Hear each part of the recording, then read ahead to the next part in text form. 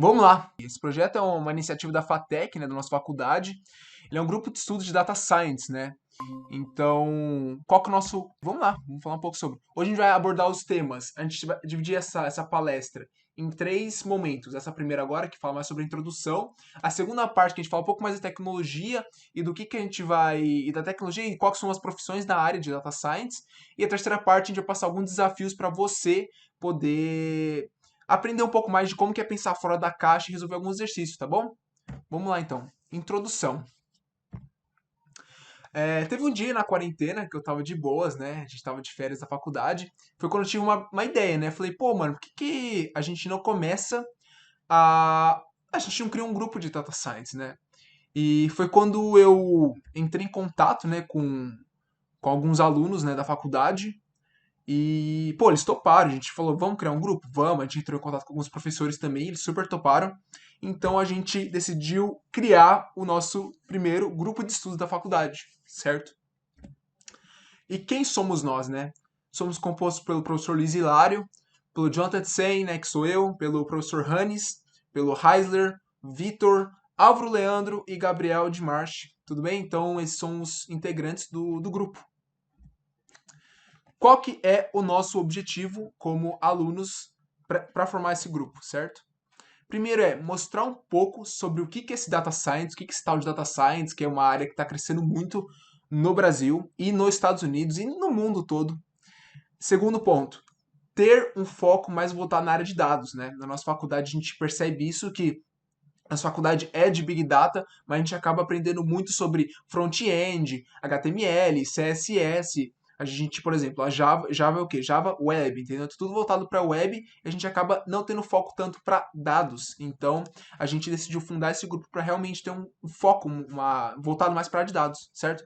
Terceiro ponto, é o incentivo do estudo dos alunos. Então a gente quer incentivar os nossos alunos da FATEC a poderem estudar. Então a gente vai passar desafios, a gente vai passar tarefas. Então incentivo mesmo que eles possam estar aprendendo, tá bom? Quarto ponto, incentivar o compartilhamento entre os alunos. Então a gente quer sim que os alunos eles compartilhem o conhecimento que eles aprenderam durante a semana, querem que eles aprendam com os outros alunos e que todos possam crescer juntos. E último ponto é lembre que todos nós estamos aprendendo, certo? Aqui não tem ninguém melhor que ninguém, aqui a gente está todo mundo aprendendo e a gente quer crescer juntos nessa área que é uma área que está em muito crescimento no mundo, certo? É, Todo final de aula a gente vai passar um relatório, certo? Para vocês poderem preencher e falar como, avaliar a gente como foi essa aula que a gente deu. Lembrando que façam críticas construtivas, certo? Não chegue e fale, essa aula foi uma porcaria, eu vou sair do grupo de estudo e tal, me meter o louco. Não, gente, é só para críticas construtivas, a gente quer aprender, a gente quer melhorar os nossos grupos de estudos, então, críticas construtivas, por favor. E o último ponto é que sim, a gente vai ter certificados nesses cursos. Então, se você tiver uma presença maior que 70%, todo final de aula a gente vai entregar um formulário para vocês preencherem com o seu nome e com o seu e-mail.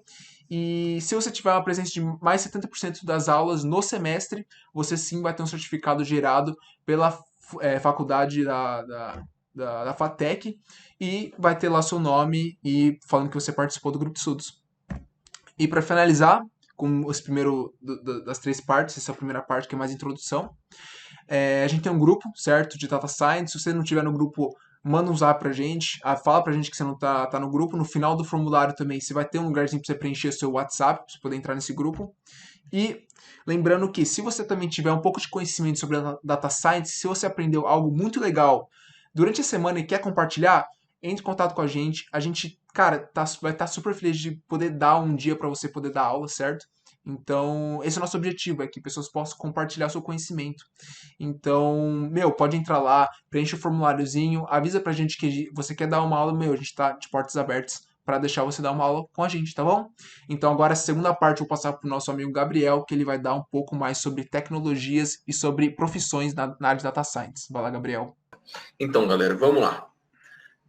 Antes de tentar começar a definir o que é ciência de dados, eu gostaria de dar uma recapitulada a partir de uma linha do tempo para entender como que esse termo surgiu e de onde ele veio, não é mesmo? Então vamos lá. Ó, vamos citar o ano de 1962. Foi o ano em que o John Tukey, que é um dos grandes estatísticos aí do século XX, ele escreve um artigo chamado The Future of Data Analysis, né?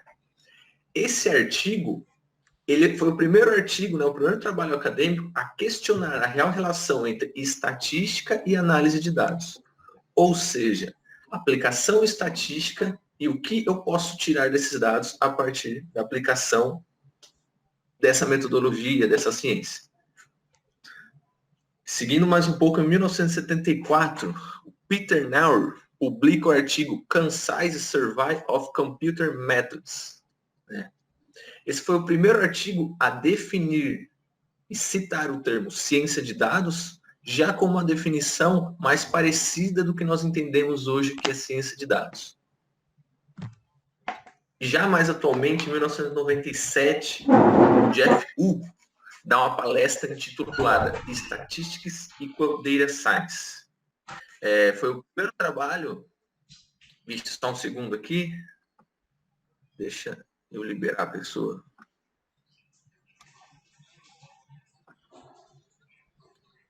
Vou voltar aqui.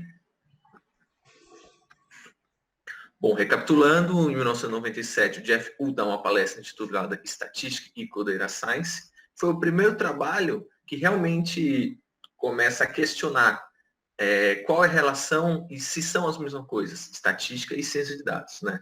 Que é uma coisa que, inclusive, até hoje provoca uma confusão até para os profissionais estatísticos mais antigos, né? Serem um pouco conservadores com a profissão e achar que o ciência de dados, o data science, né? Nada mais é do que um profissional que faz a mesma coisa que o estatístico fazia antigamente. Mas a gente vai ver que realmente existe uma diferença. No ano de 2001, o William Swan Cleveland publica um trabalho chamado Data Science and Action Plan for Expanding the Technical Areas of the Field of Statistics. O William, além de ter sido coeditor de vários trabalhos do John Tukey, daquele mesmo artigo de 1962, também é um profissional muito renomado na área. Nesse artigo, só um segundo.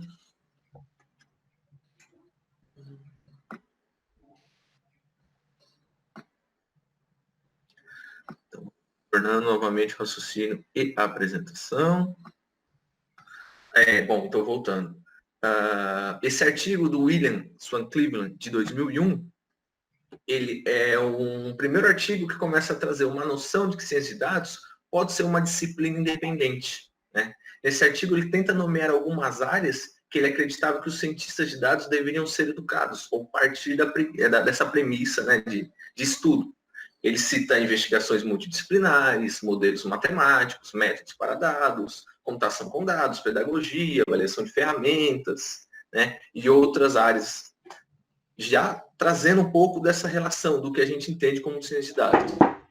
Em 2008, o Jeff Hummerbat e o DJ Patton, na época ambos eram funcionários de Facebook e LinkedIn, são os primeiros profissionais e as primeiras equipes a assumir a buzzword ou o termo cientista de dados para definir a profissão deles, né?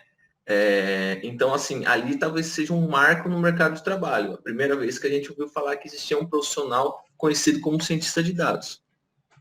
Já em 2012, o mesmo DJ Patton e o Thomas Davenport publicam na Harvard Business School o famoso artigo Cientista de Dados, a profissão mais sexy do século XXI.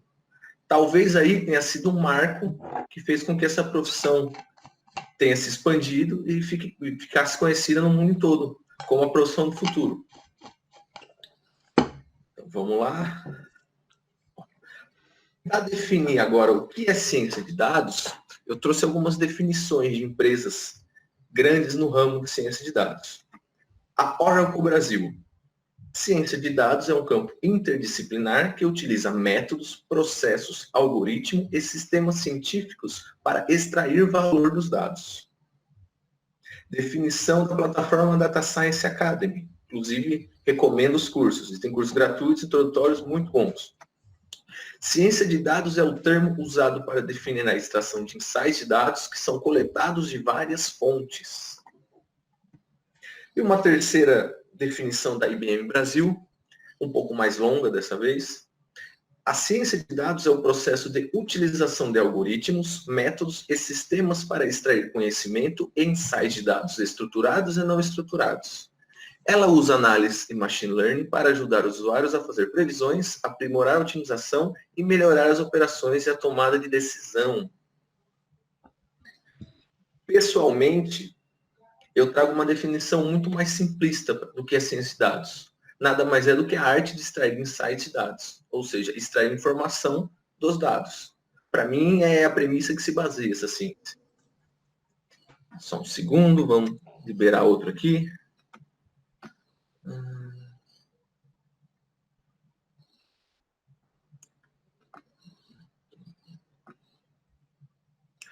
Bom, agora eu gostaria de tentar citar algumas profissões que abrangem o mundo da ciência de dados, né? Existem muitas profissões e provavelmente muitas profissões virão de acordo com a demanda que essa área está trazendo.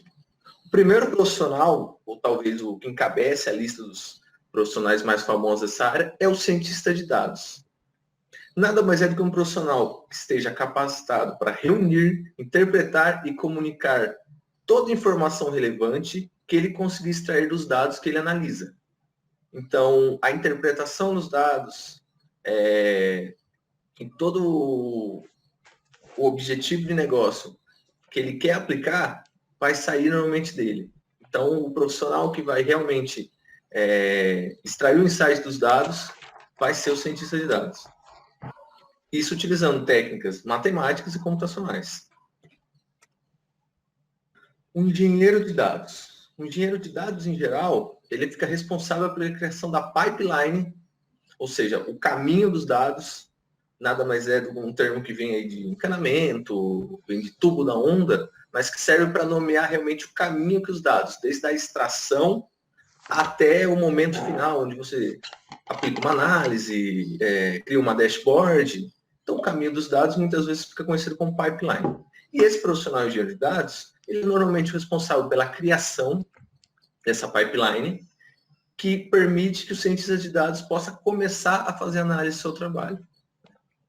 Tinha até uma imagem, inclusive, que o professor Hannes chegou a nos mostrar, onde o profissional de cientista de dados, não tendo o suporte de outros profissionais que façam esse tipo de trabalho, perde quase 80% do tempo do trabalho dele fazendo toda essa etapa de extração de dados, transformação, né, filtragem, para ele realmente conseguir aplicar alguma técnica para extrair algum valor.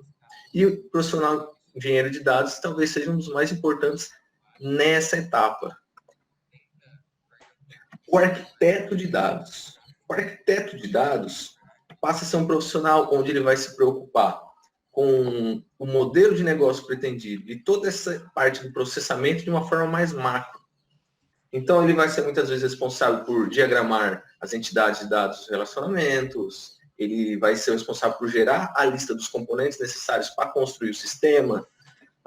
Muitas vezes ele vai ser responsável por planejar a governança dos dados, gestão dos metadados, né? E a projeção de como vai funcionar, de quem vai aplicar a nossa pipeline de dados.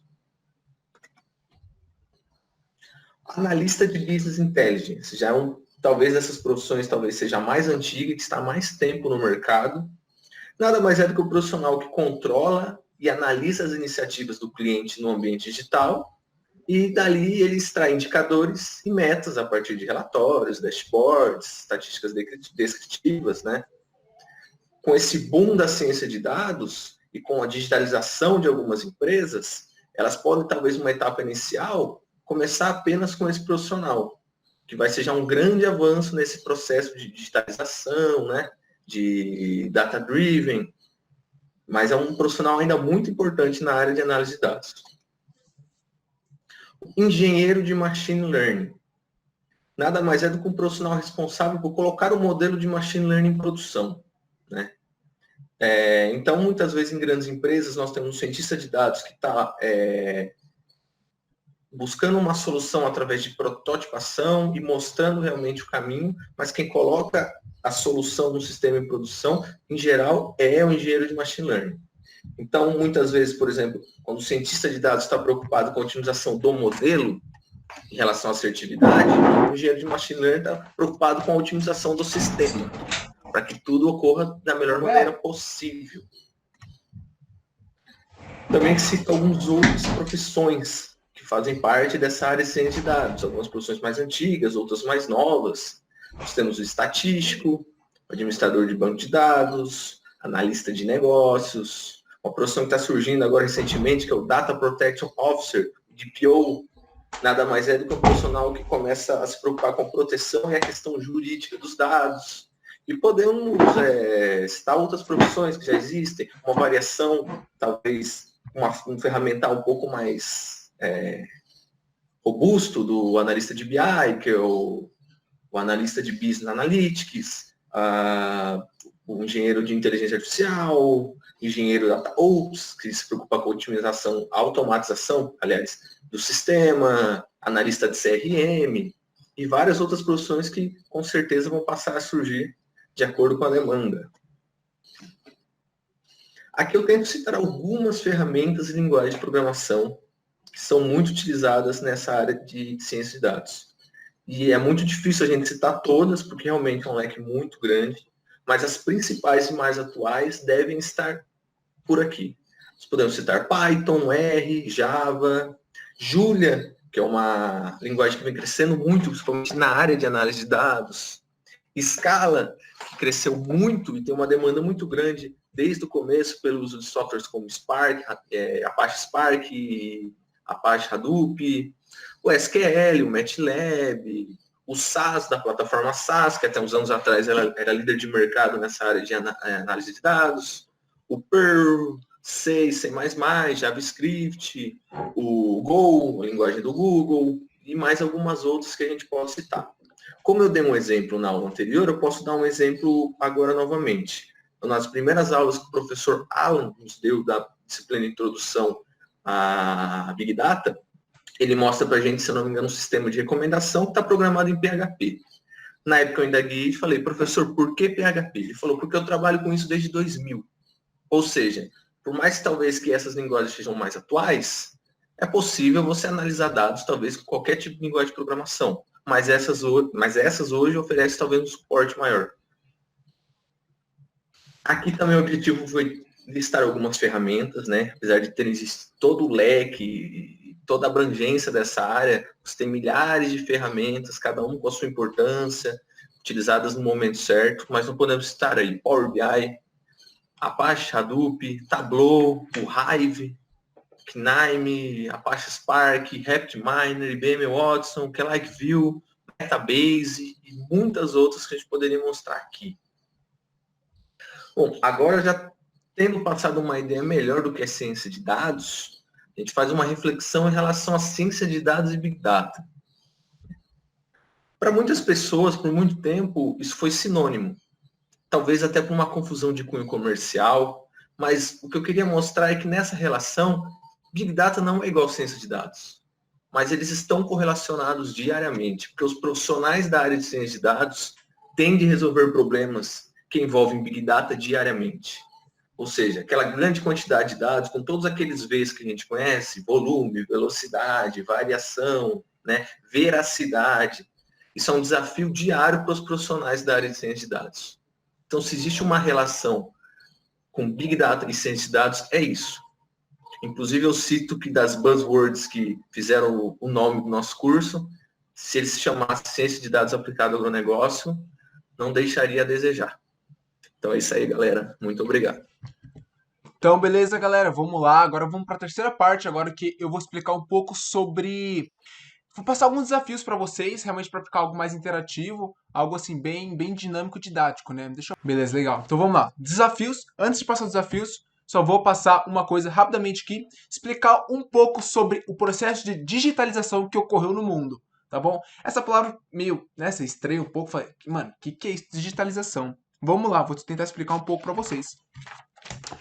Por exemplo, antigamente, quando a gente, sei lá, na época dos nossos pais, né, até quando eu era criança, eu lembro várias e várias vezes quando a gente ia viajar para algum lugar, por exemplo, a gente, sei lá, ia para São Paulo, certo?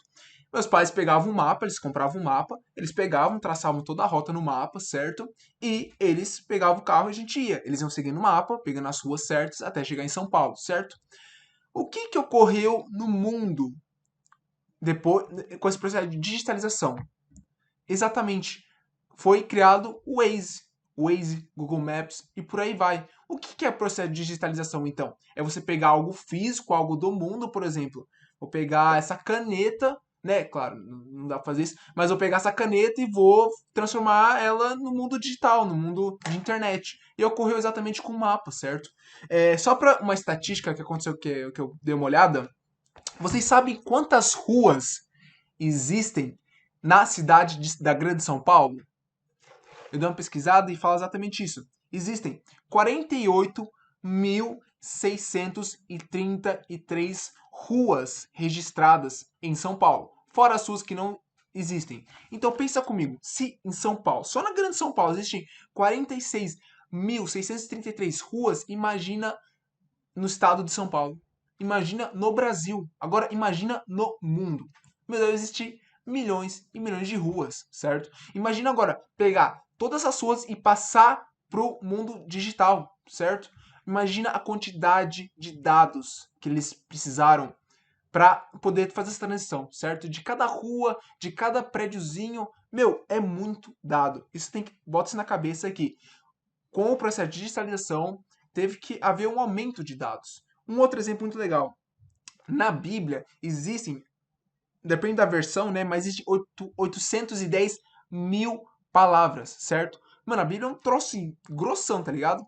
E você pega ela e bota no mundo digital também, meu. Você tem que ter muito dado para poder armazenar tudo isso. E vou exemplificar um pouco do crescimento, ó. Podemos analisar que em 2010 tinham menos de 5 zettabytes, certo? O que é zettabytes? Tá aqui no PowerPoint.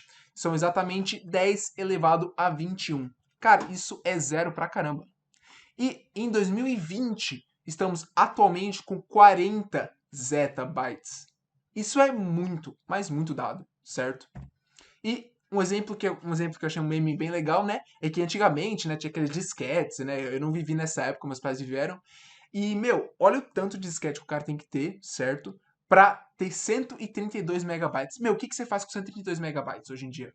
Acho que você tirar, tipo, 10 fotos, já deu 132 megabytes, certo? E um exemplo muito legal disso é que com o processo de digitalização, nós tivemos que nos adaptar, certo? Então, por exemplo, um pendrive ali muito menor tem 128 gigas, certo? Só o GTA é 50 gigas, só o GTA V, entendeu? E por aí vai, milhões e milhões de jogos. Cara, é muito dado, certo?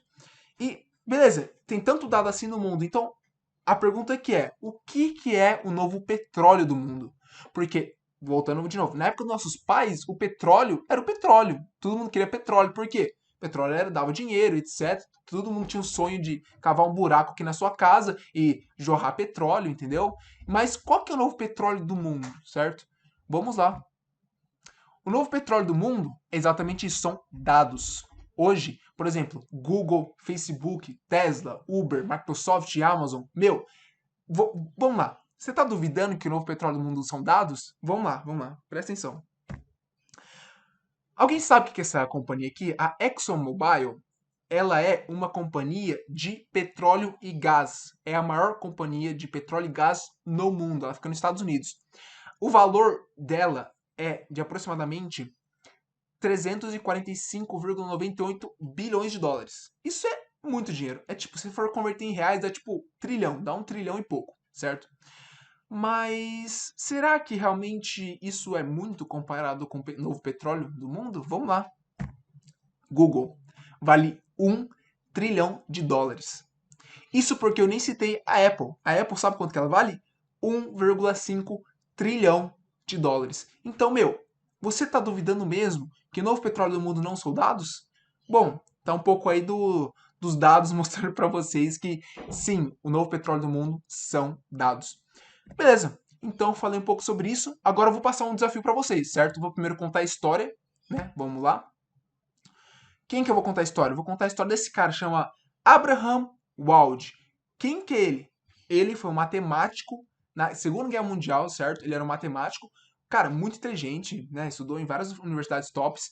E o que ele fez? Ele foi convocado, ele e um grupo de estudantes, né? De professores e de profissionais, né? Matemáticos, estatísticos, físicos, etc. Qual que era o desafio deles?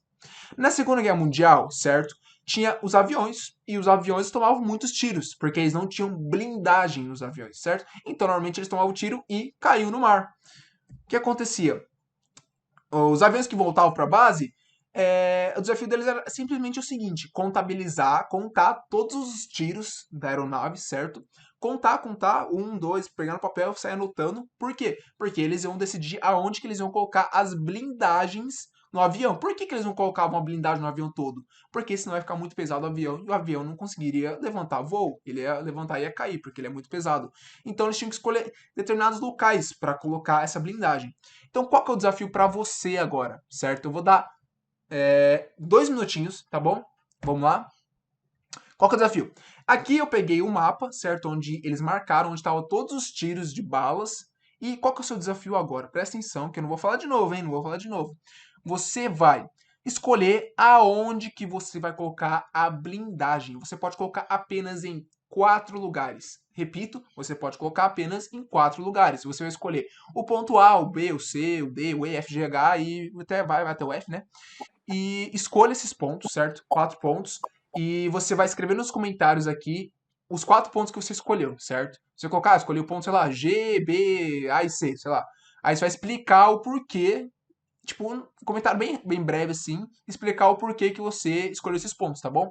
Então, tô marcando aqui 2 minutinhos, já já a gente volta.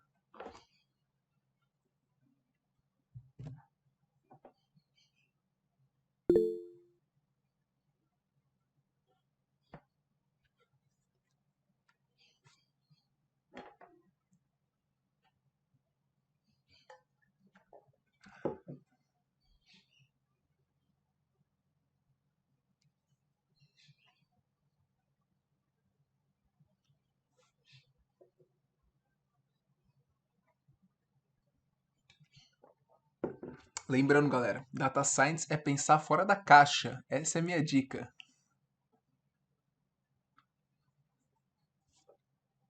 Vamos lá, mais 1 minutinho. Vou ver os comentários aqui, tá bom? Deixa eu ver aqui o que a galera tá comentando. Beleza, vamos lá. Podem olhar aí.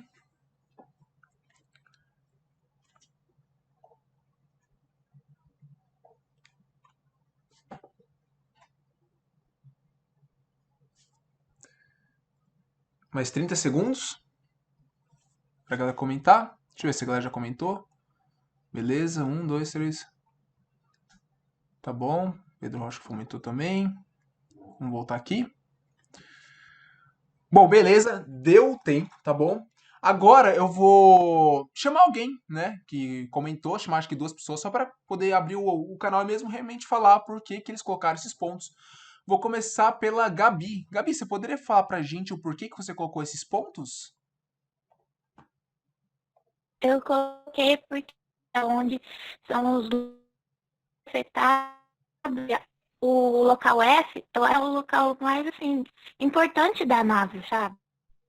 Um dos locais importantes. E o G e o H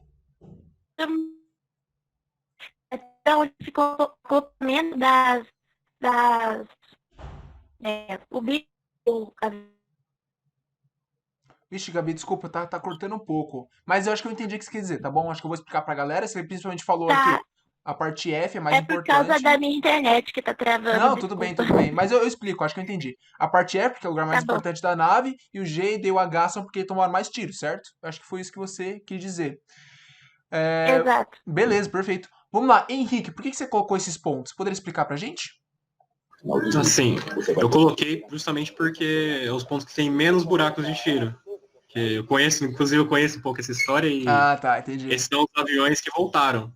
E como os aviões que voltaram têm esses buracos de tiro, é porque levar tiro aí pode fazer você voltar. Enquanto levar tiro nos outros lugares, você cai e não volta para ser analisado.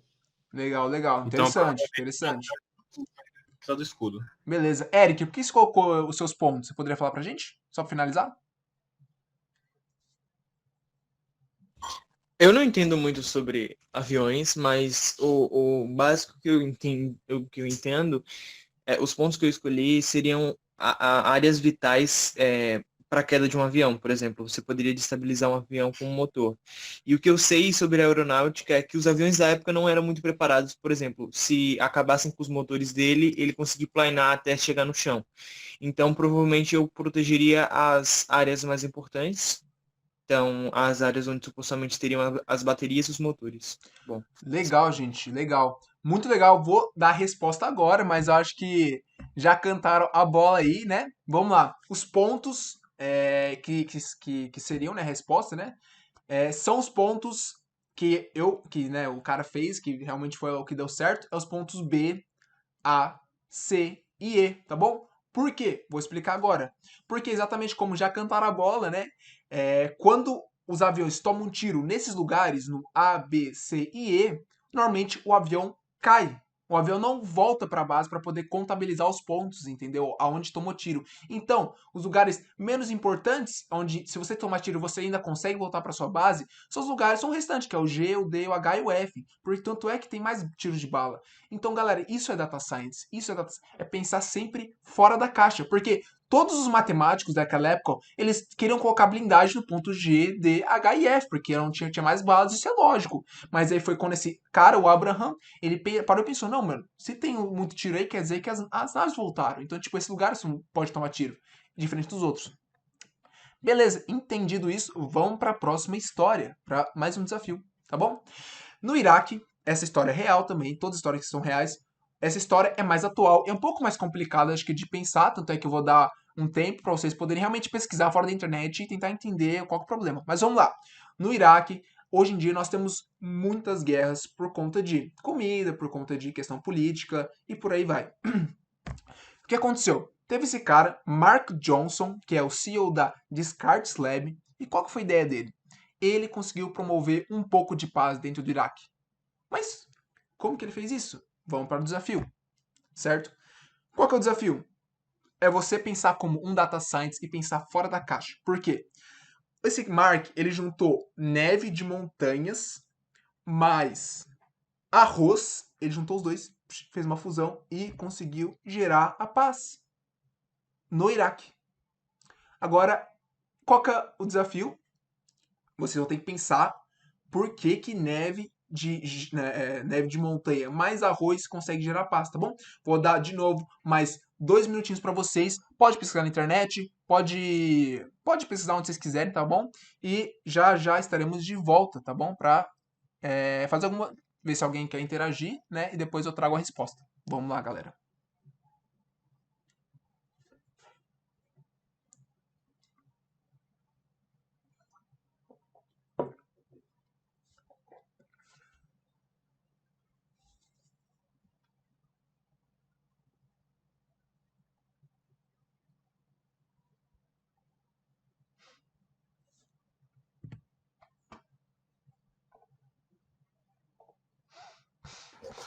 Jonathan, você poderia repetir a pergunta aí? Claro, claro, com certeza. Vamos lá.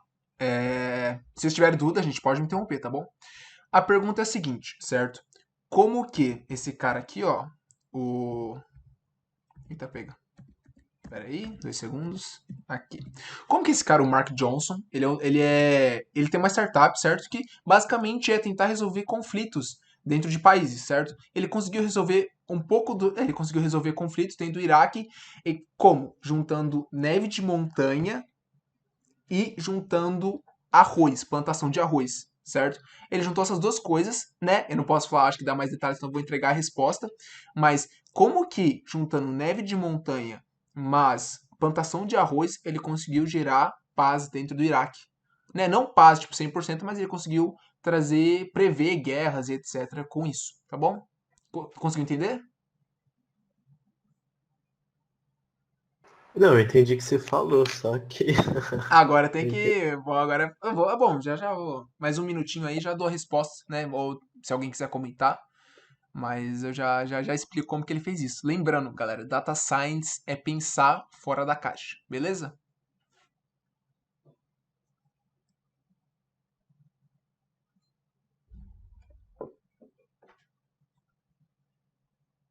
Mais um Só uma minutinho. Pode falar, pode falar.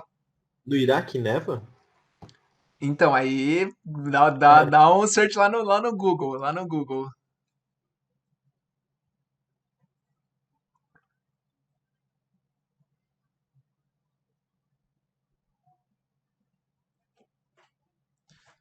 Trinta segundinhos.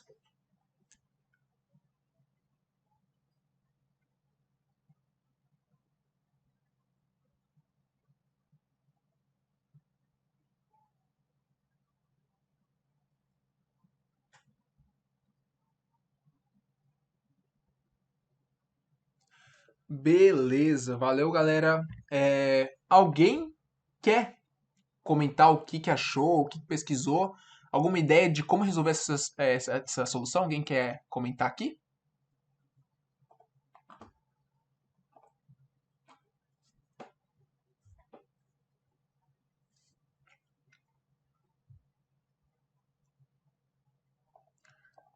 O que eu vou chamar, hein?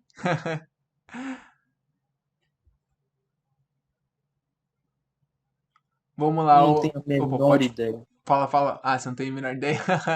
Alguém pensou em alguma coisa? Tipo assim, não precisa chegar na resposta, mas alguém, tipo, conseguiu achar alguma coisa que pode ter a ver, alguma coisa do tipo, se no Iraque neva ou não, alguma coisa assim. Tá, no Iraque neva, plantação de arroz. A não ser que eles descongelassem a neve para usar para irrigação em algum lugar de Ó, plantação de arroz. legal, legal, já temos alguma coisa aí. Vamos ver o que a Gabi falou aqui no grupo. Eu pensei em comida gelada, utilizar gelo como água. Ah, legal, ó, utilizar água como gelo na plantação de arroz. Ó, meu, vocês estão seguindo o caminho certo, tá bom? Alguém mais quer comentar alguma coisa? Senão eu já falo o que ele pensou. Cara, sei lá, eu viajei muito aqui, sei lá. Vamos, viagem, pode viajar. O consumo, sei lá, o consumo de arroz na região, algo do tipo, e eu não sei, cara. O que me pegou foi o gelo, sabe? Peraí, eu não sei, perdi, sério. Legal, não, tranquilo, gente. Eu vou dar a resposta então aqui pra vocês, tá bom? Vamos lá. Tem que pensar, ó, pensamento é meio. Eita, alguém escreveu alguma coisa, vamos ver. Fazer uma plantação na área das montanhas não seria bom. Tá bom, legal, não seria bom mesmo. Mas vamos lá, vou dar a resposta pra vocês, certo? O que que esse cara, mano, genial o que que ele pensou, certo? No inverno, no Iraque, neva, né, nas montanhas e acumula gelo nas montanhas no inverno, certo? No Iraque. E no verão, 4 meses depois do inverno, é quando eles fazem as plantações de arroz, certo? Então o que que esse cara percebeu? Ele percebeu que no inverno, 4 meses antes da plantação, por exemplo, se choveu, se você tinha lá, sei lá, uma tonelada de neve nas montanhas, certo? Aí chegava no verão, eles produziam 1 tonelada de arroz, de arroz, de produção de arroz. Agora, se ele percebesse que nevou 2 toneladas de neve no inverno, no verão produzia 2 toneladas de arroz. Então era meio que proporcional o tanto de neve que tinha nas montanhas com a quantidade de produção de arroz que tinham.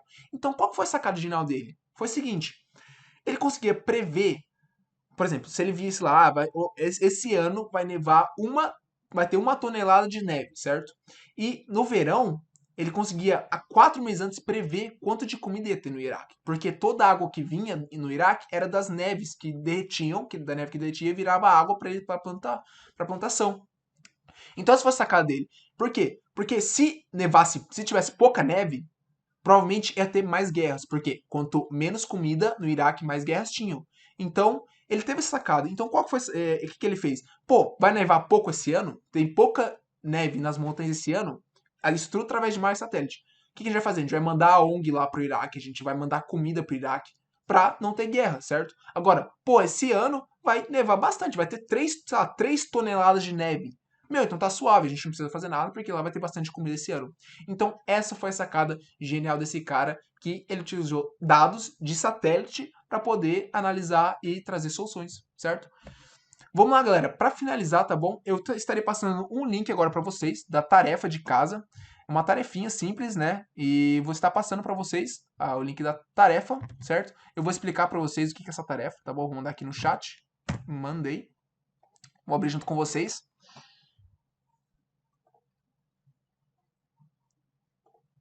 Aí, ó, abrimos. Vamos lá, vou explicar um pouco o que é essa tarefa, tá bom? se a galera quiser abrir já para dar uma acompanhada, né? Mas o que é basicamente essa tarefa? Vocês vão ter que responder algumas perguntinhas nesses dados que a gente deu para vocês, é um banco de dados em Excel. Primeira pergunta é, na área de porcentagem do gênero, qual que é a porcentagem dos gêneros que tem e por que tem gênero N/A? Então, eu vou mostrar aqui para vocês o que é isso. Aqui nessa, eu vou explicar um pouco desse banco de dados. Tem um produto, certo? São divididos em duas colunas, produto e consumidor, beleza? Então, o que é esse produto? O produto é o quê? É o apartamento, é a propriedade, a área, o preço que custou, por exemplo, tudo é apartamento, né?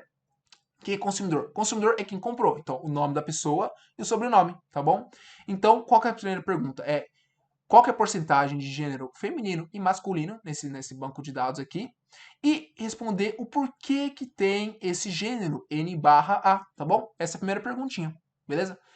Segunda pergunta. Qual que é a relação de idade e de preço? Então, por exemplo, o cara tem 20 anos, certo? Qual tipo de casa que ele vai comprar? É uma casa mais barata? Uma casa mais cara? O cara tem 50 anos. Que tipo de casa que ele vai comprar? Uma casa mais barata? Uma casa mais cara? É fazer simplesmente isso. Trazer uma relação de idade e de preço. Terceiro ponto. Trazer uma relação de localidade e de onde tem mais compradores. Como assim? Por exemplo, onde tem mais compradores? Em que estado que tem mais compradores? Que cidade que tem mais compradores, certo? Por que tal estado tem mais compradores, será? Tá bom? Vamos nessa perguntinha. E a quarta pergunta é a faixa de idade que a galera mais compra casa. Então, será que a faixa de, sei lá, de 20 a 25 anos é a faixa que a galera mais compra casa? Ou não? Será que é a faixa de 50 a 60? Qual que é a faixa de idade da galera que compra mais casa? Galera, muito obrigado pela presença, obrigado pela atenção, obrigado por aguentar a gente por esse tempo. Espero que a gente possa ter passado um pouco mais sobre o que é Data Science e que vocês possam realmente ficar interessados nessa área e que a gente possa aprender juntos, compartilhando com o outro, tá bom? Então é isso, galera. Muito obrigado. Pode preencher a lista de presentes se vocês estão dispensados. Falou!